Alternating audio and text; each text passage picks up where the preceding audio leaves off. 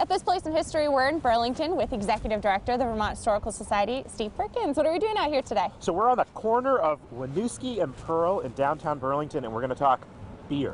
So Burlington's got this great brewing history, and did you know it goes all the way back to the early 19th century? So Jeff Baker, who is a co-author of a new book on the brewing industry in Burlington, is going to talk to us about what this all means. So Jeff, what brings us to this spot in particular then, this corner of Pearl and Winooski? Well, Amanda, this spot was the site of the first Burlington brewery. Daniel Standiford opened a brewery here in 1800, circa 1800. He sold it in about 1830. What was beer like in the early 1800s? I imagine it's so different than what we know it is today. Yeah, beer was definitely a different industry then. You got to think about beer as a source of stored calories. Beer wasn't really prized for its alcohol then. It was prized for vitamins and a source of energy.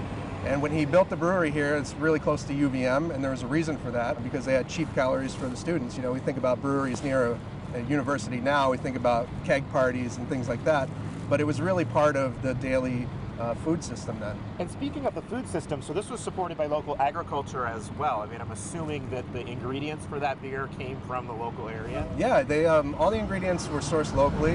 In fact, the brewers would put out advertisements in the local newspaper looking for grains and hops. When the grain stocks ran out, that was it for the season and the brewery was done. And now I seem to remember reading in the book something about, we talk about women brewing beer, and this is something that was a tradition in the 19th century and some evidence for that right here in Burlington.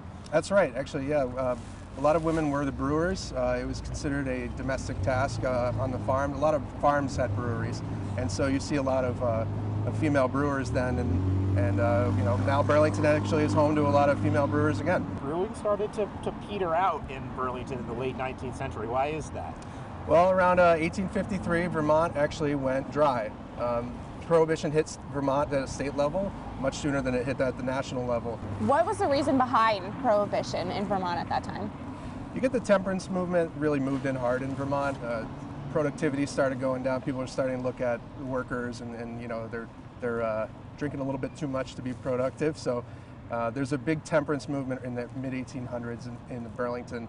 It gets a little ironic though, because as people were running on the Prohibition ticket, they're throwing essentially parties and giving out beer. So there's a lot of corruption that happened during that time too. Wow. And so brewing kind of shut down here 1870s, and we didn't see brewing come back again really until almost the modern era, right? That's right. Burlington went almost 100 years without a brewery. The first brewery to come back to Burlington was Vermont Pub and Brew, and that opened in 1988. At this place in history.